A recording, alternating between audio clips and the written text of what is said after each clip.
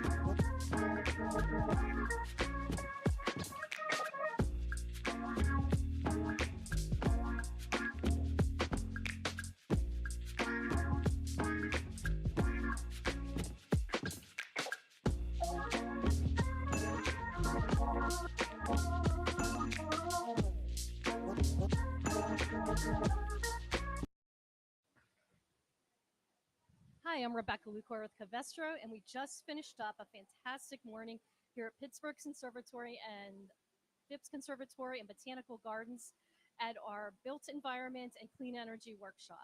So you might be wondering this gorgeous green lush foliage behind me and these fun fish back here in the water. So Rich, why don't you introduce yourself and tell everyone why this is a really fitting environment for these discussions? Absolutely. Thank you. Thank you for inviting me. I'm Richard Piacentini.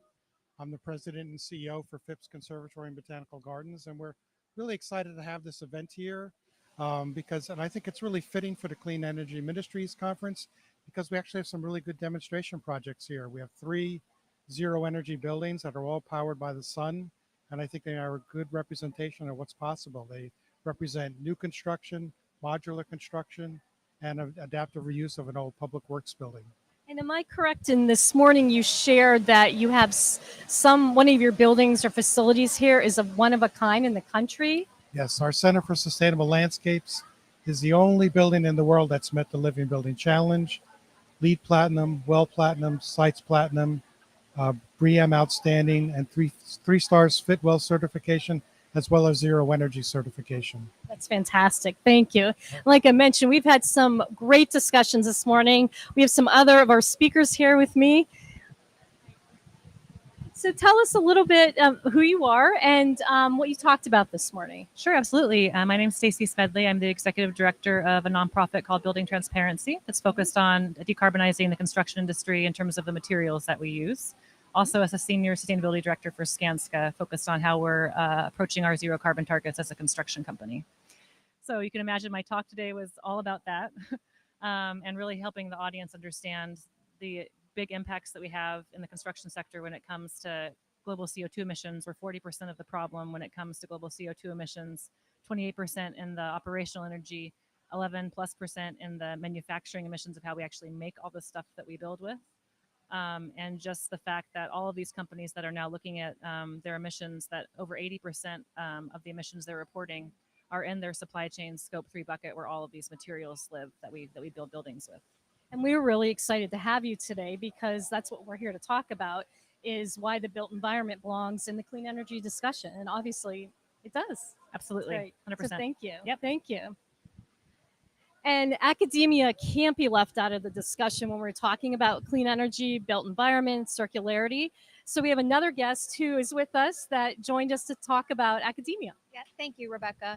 Hi, everyone. My name is Melissa Billick, and I work at the University of Pittsburgh, and I co-direct the Mascaro Center for Sustainable Innovation. And we started a new program in partnership with Covestro. It's called the Covestro Circular Economy Program.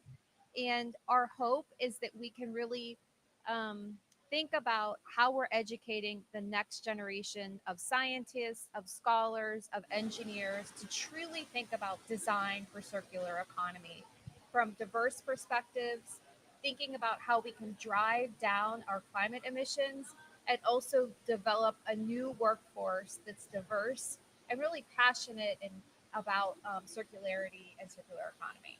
And Melissa, you have some of your graduate students with you today, which I think is fantastic. Why are these types of opportunities so important for them?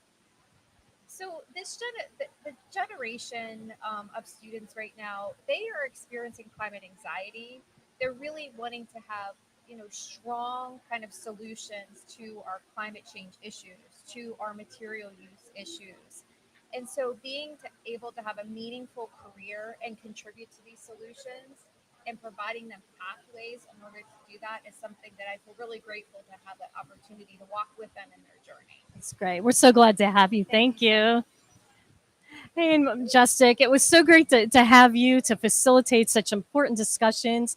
Let everyone know what you talked about and some of the organizations and the great work that you've done. Sure.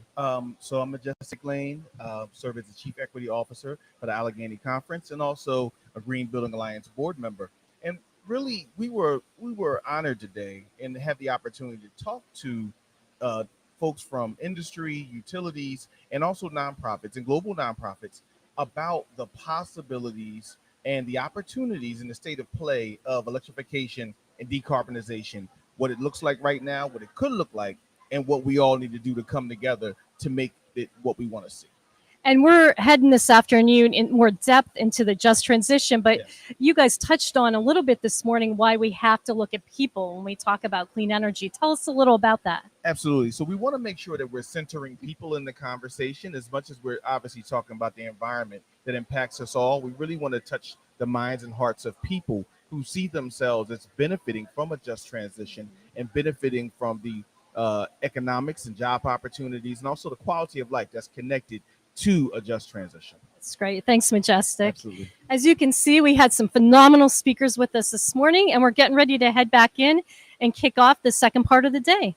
Thanks.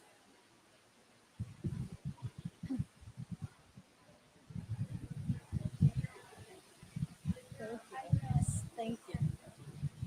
Thank you, everyone. I appreciate it. Oh, thanks. You did a really great job. I felt all did great.